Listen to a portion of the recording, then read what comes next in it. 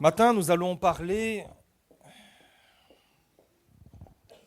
de notre plus grand ennemi, l'ennemi public numéro 1. Est-ce que vous le connaissez? Notre plus grand ennemi, c'est qui?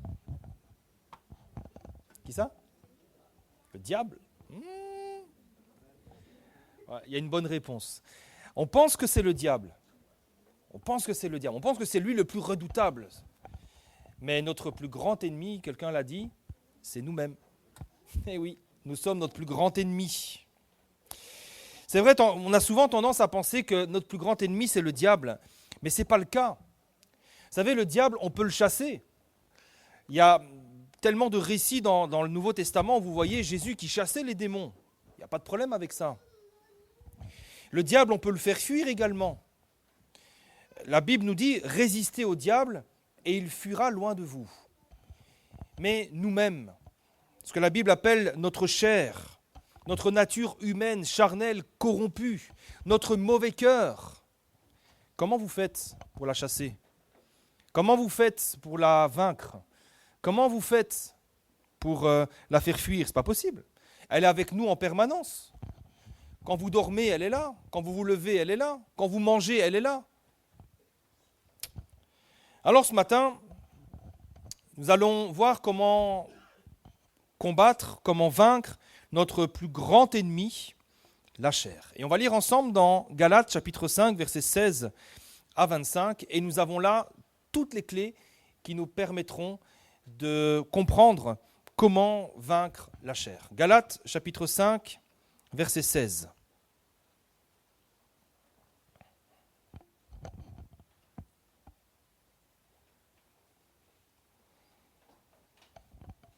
Il y a des textes comme ça dans la Bible, je ne sais pas si on peut appeler ça des textes cardinaux.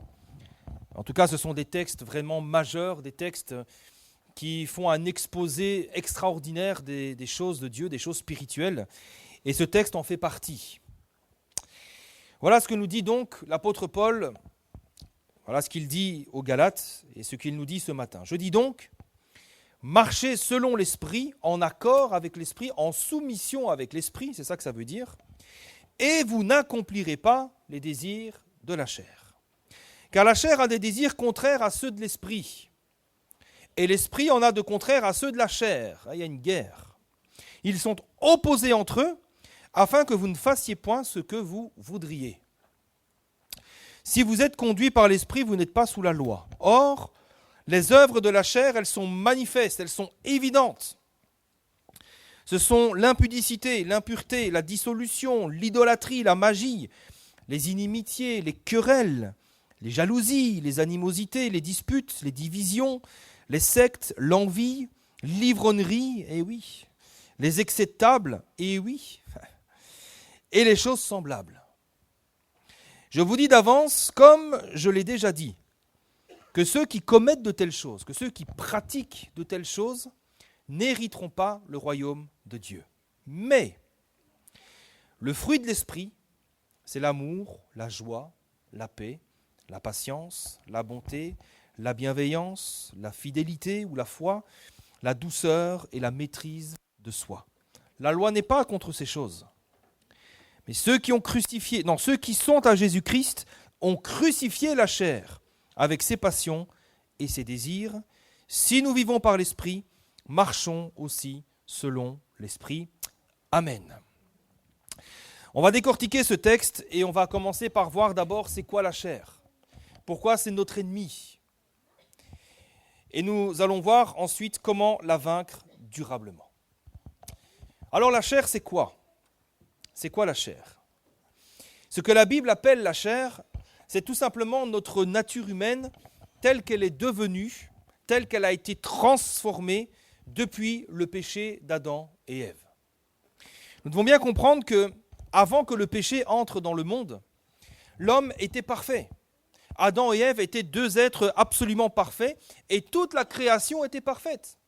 Quand Dieu pose son regard sur la création le 6e jour, il va dire « tout est bon ».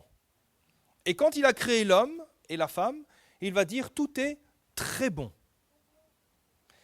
Est-ce que vous pensez qu'aujourd'hui, c'est la même chose? Quand Dieu regarde l'humanité, est-ce qu'il se dit « c'est très bon ».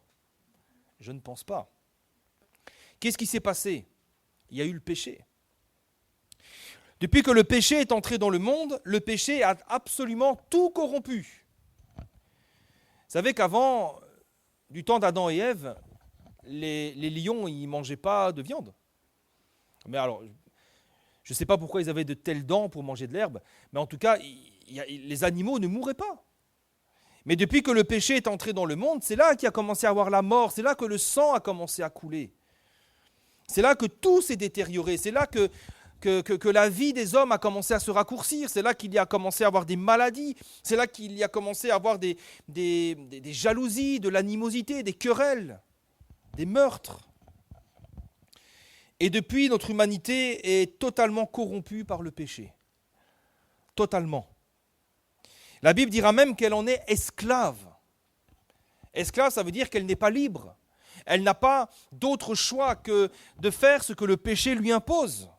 Elle accomplit sans cesse le mal. Tous ses désirs sont dirigés vers le mal. C'est pour ça que le monde va si mal. C'est pour ça que tout ce que l'homme touche est corrompu et détruit. Et vous savez, les manifestations de cette nature humaine, corrompue par le péché, l'apôtre Paul va en faire une courte et brève description.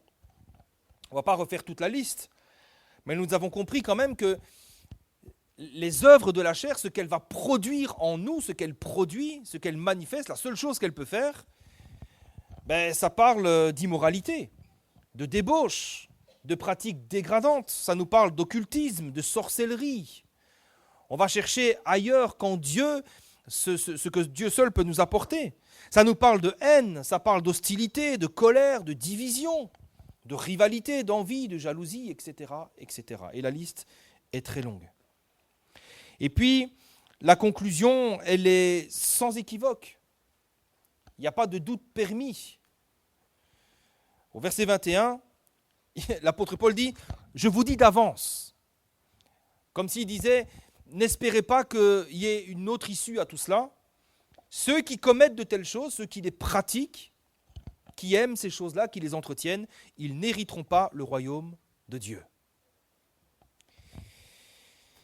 Alors oui, cette nature humaine, elle est corrompue par le péché et à cause de cela, elle est ennemie de Dieu.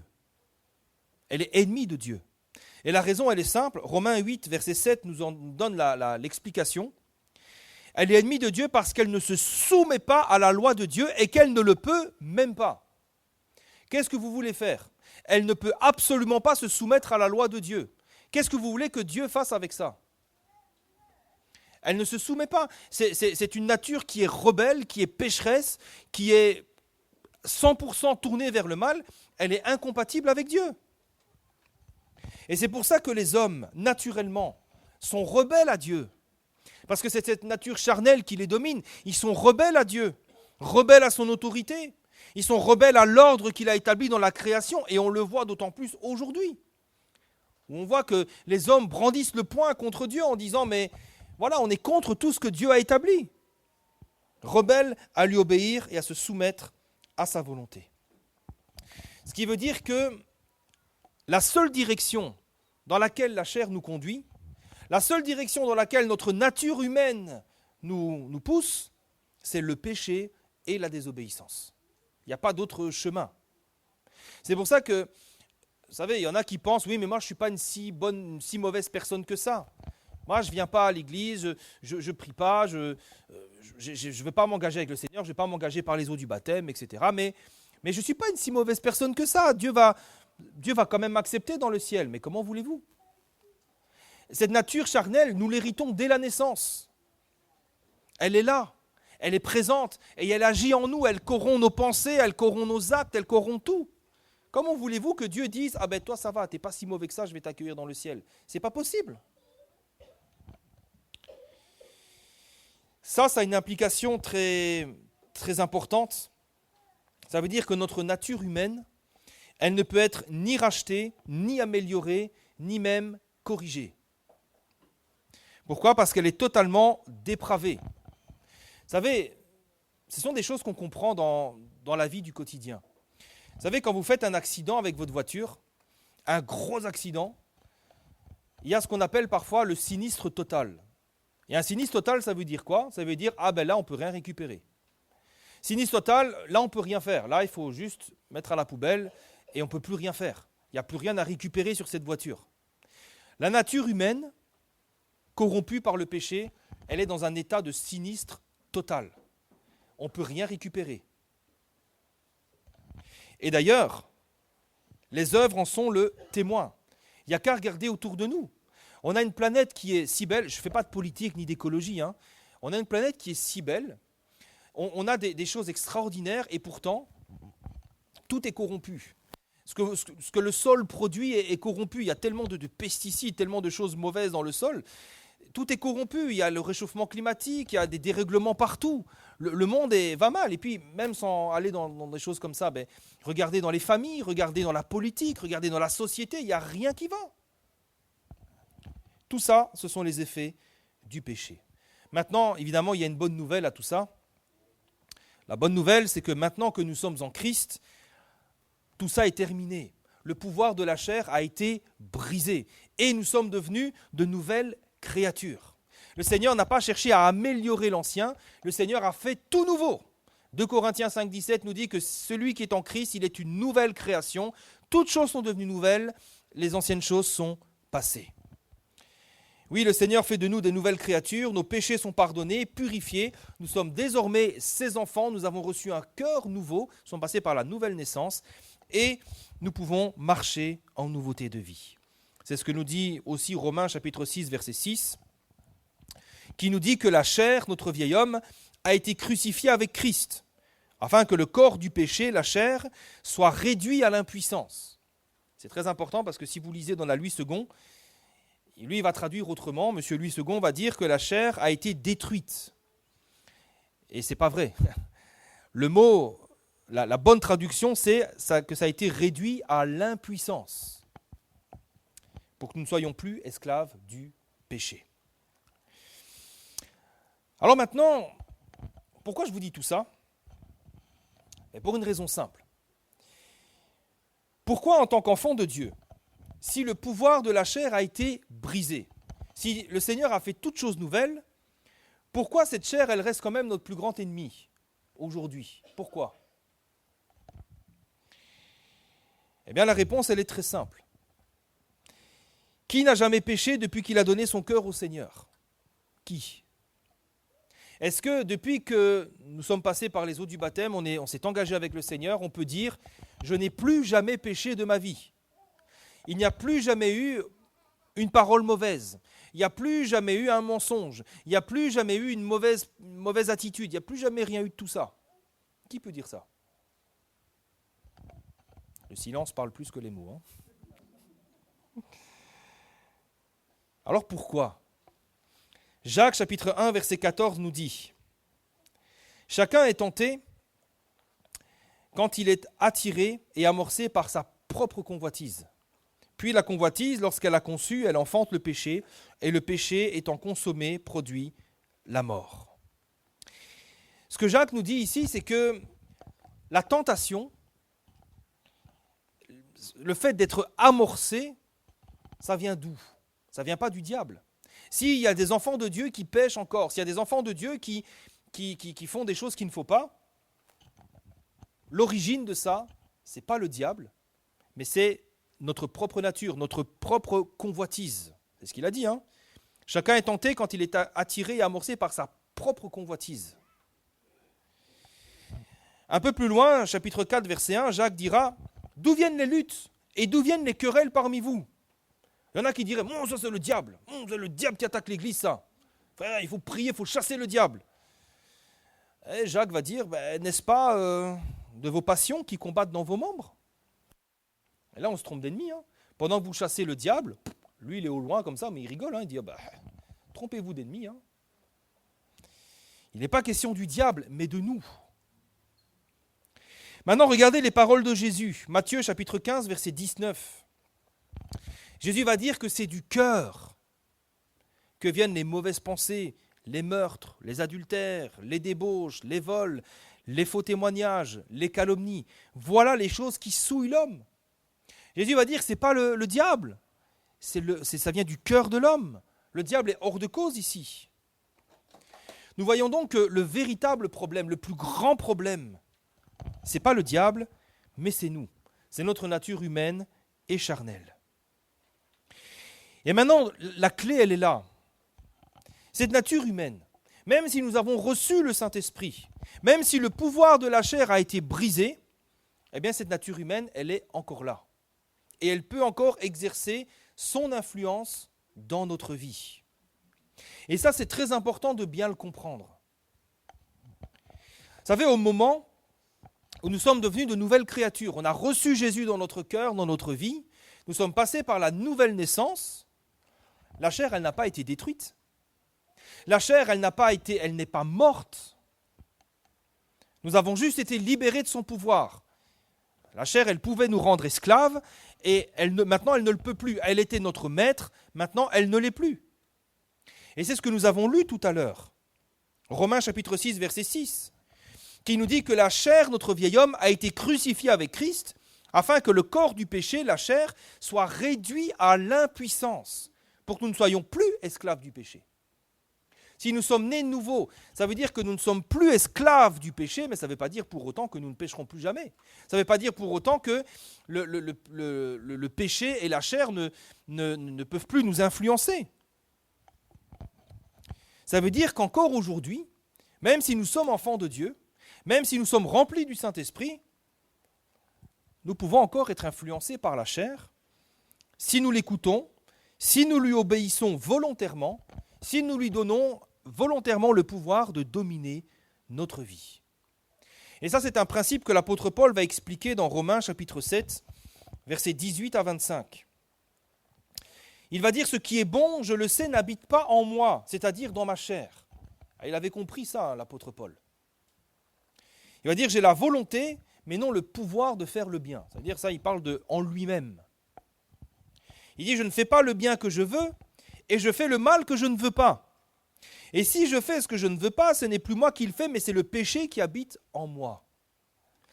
Je trouve donc en moi cette loi, quand je veux faire le bien, le mal est attaché à moi. Car je prends plaisir à la loi de Dieu selon l'homme intérieur, mais je vois dans mes membres, dans ma chair, une autre loi qui lutte contre la loi de mon entendement et qui me rend captif de la loi du péché qui est dans mes membres. Et il va dire, mais misérable que je suis, qui me délivrera du corps de cette mort? Alors grâce soit rendue à Dieu par Jésus-Christ notre Seigneur, parce que c'est lui qui nous délivre. Ainsi donc, moi-même, je suis par l'entendement esclave de la loi de Dieu, et je suis par la chair esclave de la loi du péché. Ce que l'apôtre Paul est en train de dire ici, c'est que dans chacun de nous, dans chaque croyant, il y a un combat, il y a une lutte entre l'Esprit de Dieu, la vie éternelle que nous avons reçue, qui nous pousse vers la vie, qui nous élève dans la sainteté, et la chair, cette nature charnelle qui est là et qui nous abaisse dans le péché. Alors maintenant, comment vaincre la chair? Comment on fait? Comment vaincre chaque jour les mauvaises pulsions de nos cœurs, les convoitises, la méchanceté, toutes ces choses qui sont là, qui nous tentent et qui veulent nous rabaisser? Eh bien la réponse, on la connaît, on l'a lu dans Galates chapitre 5 verset 16. « Marchez selon l'esprit et vous n'accomplirez pas les désirs de la chair. » Ce texte est un texte clé parce qu'il nous permet de comprendre que la seule puissance qui nous permet de nous opposer à la chair et aux tentations, ce n'est pas nous, ce n'est pas notre volonté, ce n'est pas nos bonnes résolutions, mais c'est le Saint-Esprit que nous avons reçu. Ne croyons pas donc que par nos seules résolutions, par nos seuls efforts, nous pourrons résister à la chair. L'apôtre Paul l'a dit, moi je suis charnel, vendu au péché. Si tu dis, je vais faire des efforts, alors je veux bien qu'on a parfois des efforts à faire, mais si tu ne comptes que sur tes efforts pour vaincre la chair, pour dominer tes pulsions charnelles, ça ne marchera pas. Tu seras toujours dans l'échec. Il n'y a que l'Esprit de Dieu qui soit plus grand, plus fort. Il n'y a que lui qui a vaincu la chair et le péché et la mort. Ce qui veut dire qu'il n'y a que ceux et celles qui entretiennent une réelle communion avec Dieu. Ceux et celles qui ouvrent leur cœur à la présence de Dieu, qui permettent au Saint-Esprit j'aime pas ce mot-là, mais de dominer leur vie, de régner sur leur vie. C'est pour ça que ce qu'on a chanté ce matin est important. Jésus soit le centre. Pas seulement le premier, mais le centre, le tout. Parce qu'il n'y a que comme ça qu'on pourra vaincre durablement le péché dans notre vie. Ce n'est que comme ça que nous pourrons résister aux pulsions charnelles. Et c'est aussi pour ça que si nous négligeons tout ce qui nous permet d'être en relation avec Dieu, ça peut être la méditation de la parole de Dieu, ça peut être cette vie de prière, ça peut être la fidélité aux réunions de l'Église, là on est en danger. Si nous négligeons ces choses, si nous disons, bon, on va faire ça après, je vais d'abord regarder mes notifications sur Insta, TikTok et tout ça, on verra ça après, là il y a un danger. Le danger, c'est que notre relation avec Dieu s'affaiblisse et que la chair, tôt ou tard, reprenne le dessus. Et vous savez, un des premiers signes qui doit nous alerter, c'est quand l'amour et l'intérêt pour les choses de Dieu s'affaiblit, mais s'affaiblit durablement. On peut avoir des périodes de découragement, des périodes de fatigue, des périodes qui durent quelques jours. Mais quand ça devient durable, quand ça fait plusieurs semaines que tu n'as pas ouvert la Bible, plusieurs semaines que tu ne pries plus, quand tu n'as même plus le goût de venir aux réunions d'église où tu te dis, on verra ça plus tard, j'ai d'autres choses à faire, etc. Quand les choses de Dieu ne sont plus la priorité, quand Jésus n'est plus le centre, ça doit nous alerter. Si par contre nous avons une réelle communion avec Dieu, si nous aimons les choses de Dieu et si nous les recherchons, là, nous sommes sur la bonne voie. Parce que là, l'Esprit de Dieu va prendre la place. Là, il va nous communiquer les forces, la volonté, le vouloir et le faire, nous dit la parole de Dieu. Et là, quand la tentation frappera à notre porte, eh bien, nous aurons les forces pour pouvoir lui résister. Si nous avons une réelle communion avec Dieu, et je crois que c'est aussi ça le signe qui nous permet de voir que nous avons une bonne relation avec Dieu, nous aimons les choses de Dieu. Vous savez, parfois on pense, oui, j'ai une bonne relation avec Dieu parce que j'aime chanter. Combien de fois j'ai pas fait des visites, alors pas ici, mais d'autres personnes, où il me dit, ouais, moi j'aime le Seigneur, oh qu'est-ce que j'aime le Seigneur, je chante des cantiques toute la journée, non. Alors vous creusez un petit peu, c'est des personnes qui vont jamais à l'église, c'est des personnes qui lisent pas trop la Bible, c'est des personnes qui se contentent d'écouter des prédications ou des prédicateurs un peu louches, un peu douteux. C'est des personnes qui ne vont jamais à l'église et qui méprisent même les frères et sœurs de l'église. Ah, là-bas, il n'y a pas le Saint-Esprit. Ah, là-bas, il n'y a pas ceci, il n'y a pas cela.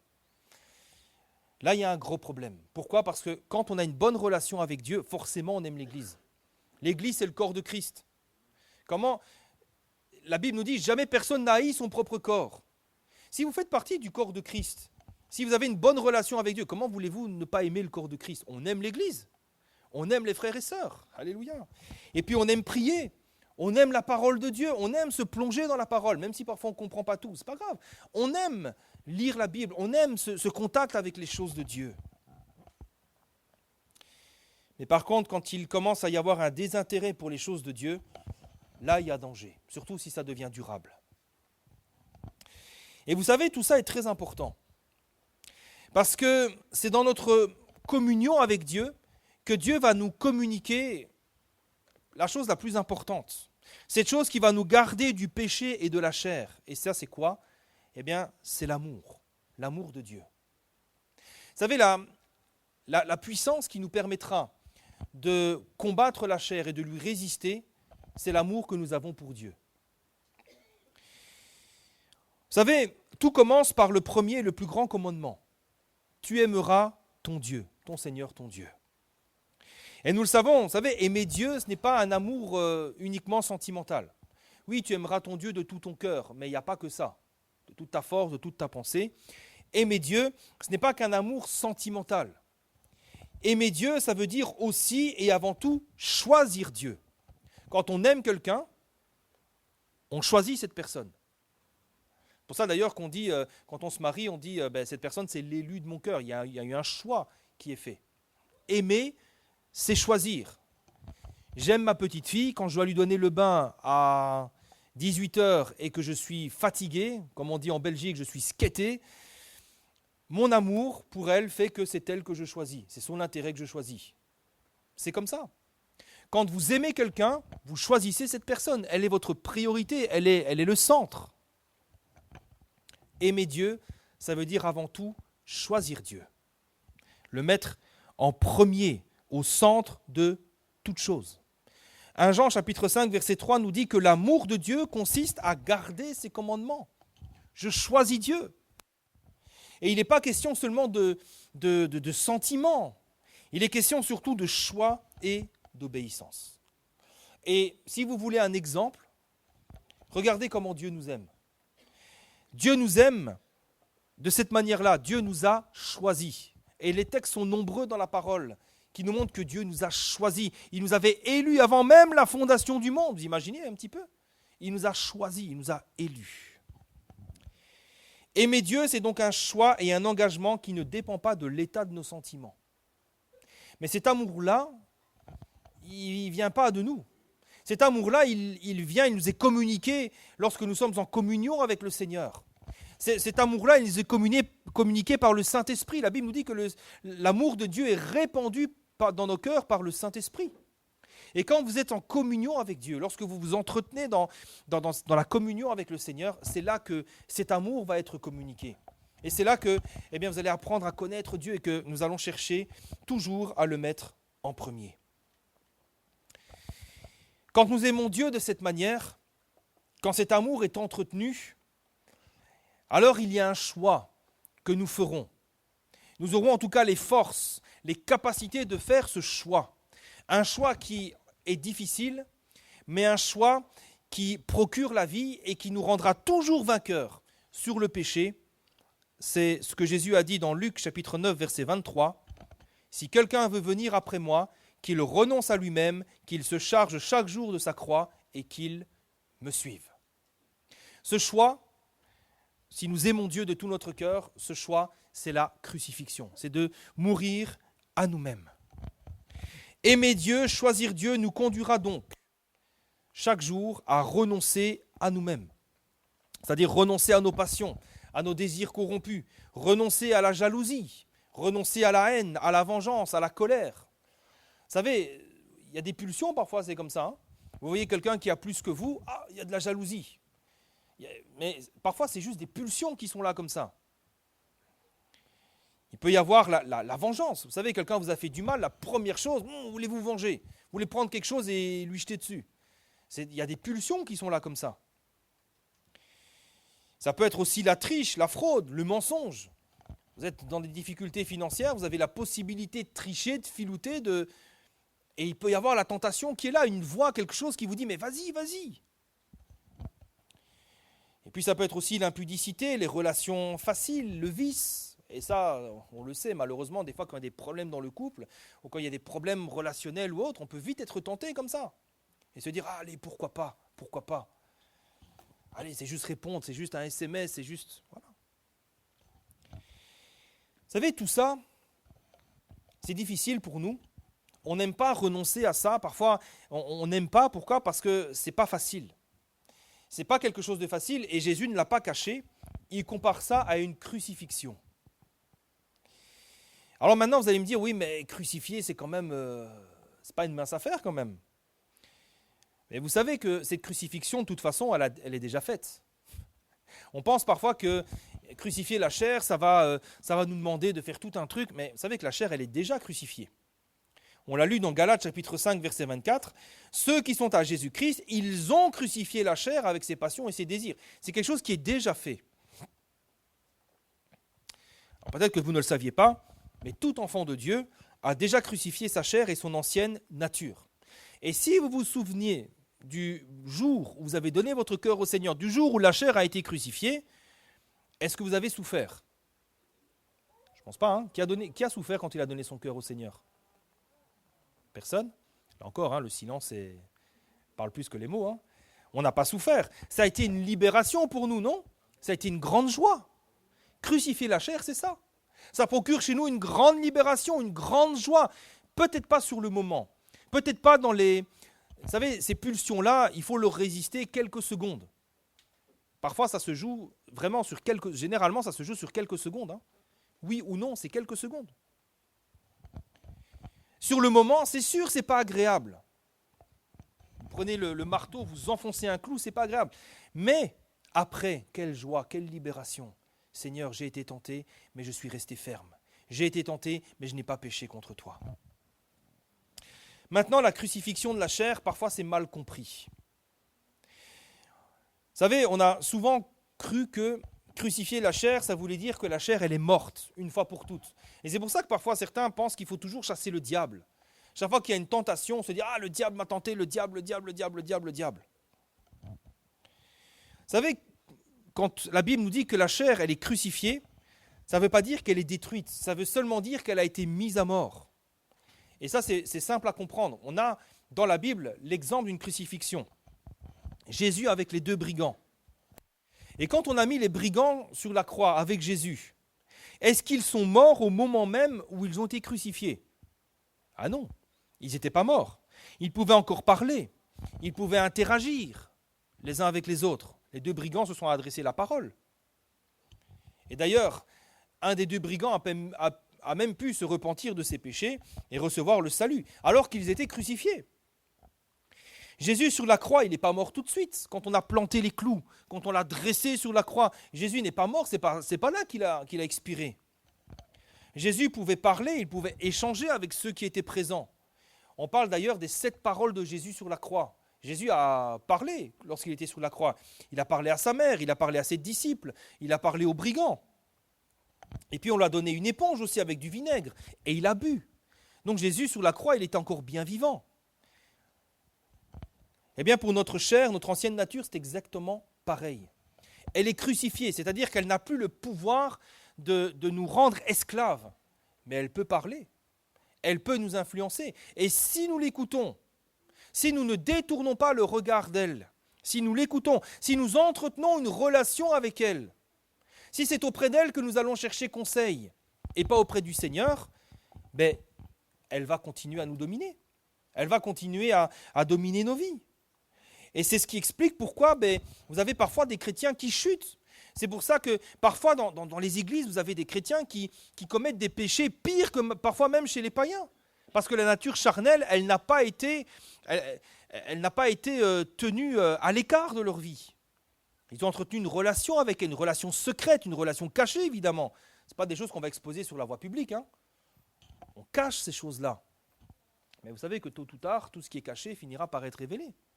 Et si nous cachons ces choses, si nous entretenons une relation avec elle, tôt ou tard, les œuvres de la chair seront manifestes. Alors maintenant, comment faire pour dominer la chair? Comment faire pour la crucifier et qu'elle n'ait plus aucune influence dans notre vie? Vous savez, Jésus va dire que ce que nous devons faire, c'est mourir à nous-mêmes en parlant de la crucifixion. Et quand vous regardez d'un peu plus près l'acte de la crucifixion, on comprend quel rapport on doit entretenir avec notre chair. Premièrement, la crucifixion nous montre que le rejet de notre vieille nature doit être impitoyable, radical et catégorique. On a commencé le partage ce matin, notre prédication, en disant quel est notre plus grand ennemi? L'ennemi public numéro 1, c'est nous-mêmes, c'est la chair. Eh bien, c'est exactement ça que nous devons comprendre. Quand il y a des pulsions qui viennent comme ça dans nos cœurs, comprenons que ça vient de notre plus grand ennemi. Vous savez, la crucifixion, ce n'était pas n'importe quelle punition. La crucifixion, c'était réservé aux pires criminels. La crucifixion, c'était vraiment le sort qui était réservé aux pires parias de la société. Et c'est pour ça d'ailleurs que c'était si honteux que Jésus soit crucifié. Et si le seul sort que nous devons réserver à notre chair, c'est la crucifixion, c'est pour bien comprendre qu'elle est si mauvaise et si corrompue qu'elle ne mérite pas un meilleur sort que la crucifixion. Crucifier notre chair, ça veut dire que nous devons la traiter comme la pire chose, comme la pire des choses honteuses. Nous ne devons avoir aucun respect, aucun égard pour elle. Romains 8, 12 nous dit « Frères, nous ne sommes pas redevables à la chair pour vivre selon la chair. » Qu'est-ce qu'on lui doit? La corruption, le péché, on lui doit quoi? La mort? Qu'on la laisse sur le bois de la croix, qu'on la laisse là-bas. Et quand il y a des pulsions qu'on dise, mais toi tu es maudite, je ne t'écoute pas, au nom de Jésus, tais-toi. Et ça implique, frères et sœurs, que parfois, oui, nous devons nous faire violence. Nous devons nous faire violence pour renoncer à ces œuvres, renoncer à ces pulsions. Le mensonge, la méchanceté, l'avarice, toutes ces choses. Vous savez, les pulsions de la chair, elles nous suivront jusqu'à la fin. Vous savez, j'ai toujours été choqué et surpris lorsque on voyait des hommes de Dieu chuter lourdement à la fin de leur vie. Moi, ça m'a toujours choqué. Hein. Mais ça m'a pourtant mis en garde en me disant, mais personne n'est à l'abri. La chair, elle sera définitivement morte, tuée, enterrée, brûlée, elle disparaîtra lorsque nous ressusciterons. Mais avant ça, tant que nous sommes sur la terre, elle est là. Elle est vivante, elle est réduite à l'impuissance. Elle n'a plus le pouvoir, mais elle est encore vivante. En chacun de nous, elle est là. Et ses pulsions sont là, et de temps en temps, elle est crucifiée, elle est comme ça, mais de temps en temps, elle dit, vas-y, vole, vas-y, fais ceci, vas-y, fais cela. Il y a des pulsions qui sont là. Et si nous l'écoutons, et vous savez, personne n'est à l'abri. Si nous l'écoutons, nous chuterons tôt ou tard. Et parfois, vous savez, il y a un relâchement. Peut-être, je ne sais pas, je ne suis pas encore arrivé, j'espère y arriver un jour, mais à la fin du ministère, à la fin de nos jours, il peut y avoir un relâchement. On peut se dire, oh, ça va. J'ai prouvé à tous que je suis quelqu'un de bien. Je suis arrivé, j'arrive à la retraite, et là, ça va. Et là, on peut commencer à se relâcher. Et c'est là où peut-être il y a le problème aussi. Quand on se relâche dans notre vie. Parfois, vous savez, il y a un piège pour nous quand on sert le Seigneur aussi, parce qu'on se dit, mais voilà toutes les œuvres que je fais, je suis quelqu'un de bien, oh, j'ai l'approbation de Dieu sur ma vie, quand je fais ça, il y a du résultat, etc. Et on peut s'enorgueillir. Et c'est là le danger. Parce que la chair, elle est toujours là, elle est en embuscade, et elle continue à vivre en nous. Deuxièmement, la crucifixion de la chair, c'est souvent quelque chose de douloureux. Les quelques secondes, quand je dis quelques secondes, parfois c'est 10 ou 20 secondes, hein, généralement, c'est le temps qu'il nous faut pour résister à la chair, résister aux pulsions, parce qu'après ça s'éteint. La crucifixion de la chair, souvent c'est douloureux. Et nous ne devons pas imaginer que ça sera un combat facile, un combat simple, de dire je suis rempli de l'Esprit de Dieu, il y a une tentation au nom de Jésus, et puis on marche comme ça. Non, c'est quelque chose de douloureux. Vous savez, la Bible nous dit que Jésus a appris l'obéissance par les choses qu'il a souffertes. Nous ne devons pas imaginer que mourir à nous-mêmes, ça ne nous coûtera rien, que ça sera quelque chose de facile. Vous savez, la crucifixion, c'était la forme d'exécution la plus terrible et la plus douloureuse de l'époque. Avant d'être cloué sur la croix, on était fouetté et le fouet enlevait des morceaux de chair.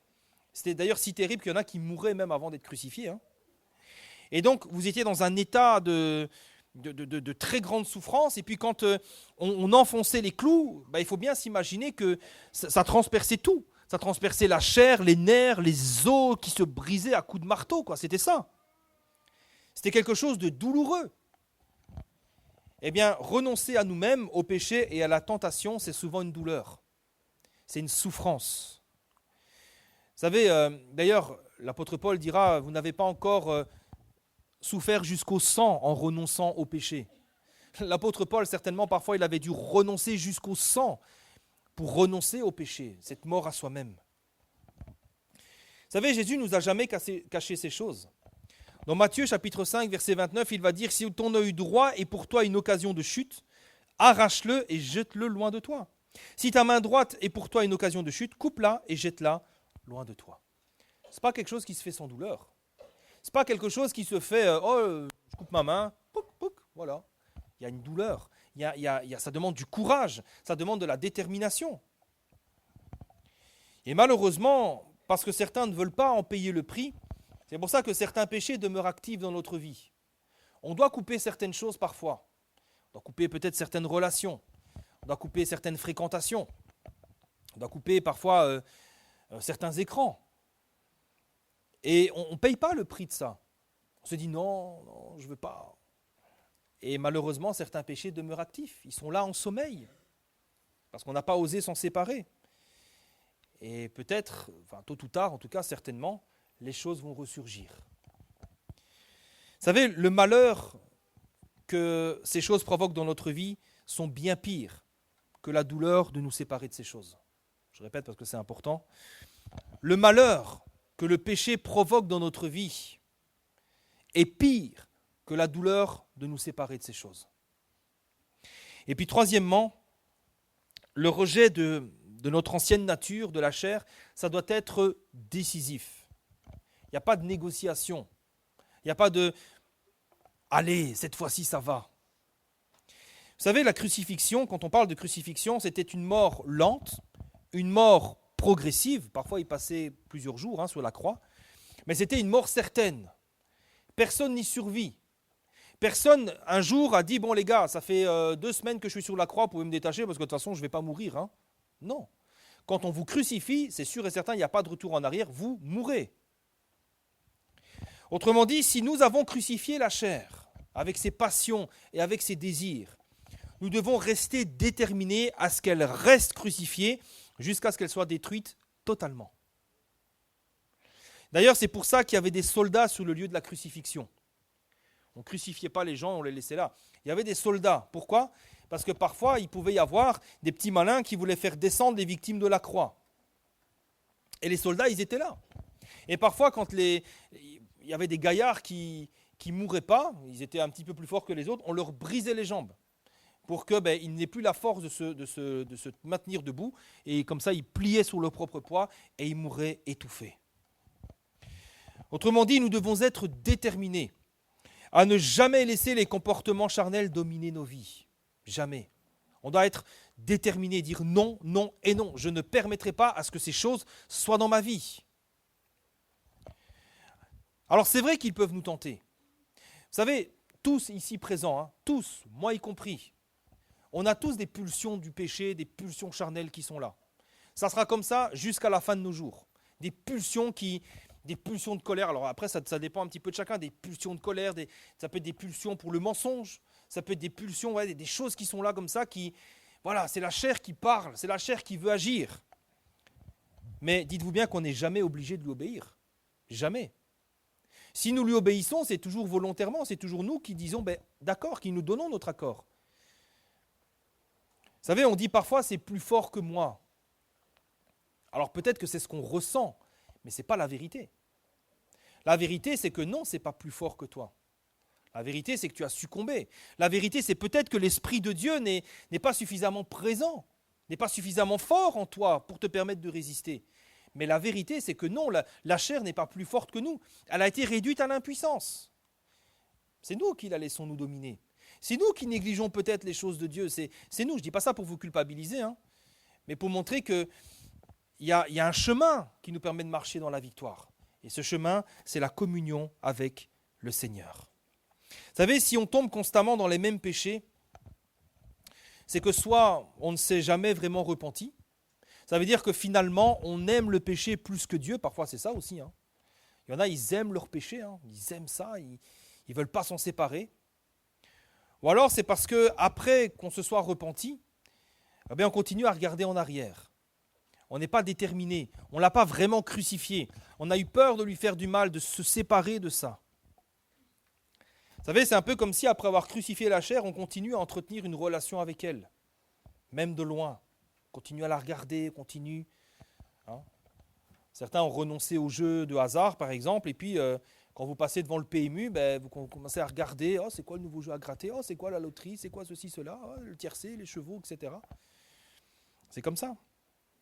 Vous savez, nous devons être radicaux vis-à-vis de la chair. Dès qu'il y a les pulsions qui envahissent notre esprit, dès qu'on sent ces pulsions-là, nous devons résister. Nous devons les chasser, nous ne devons pas nous laisser avoir par ces choses.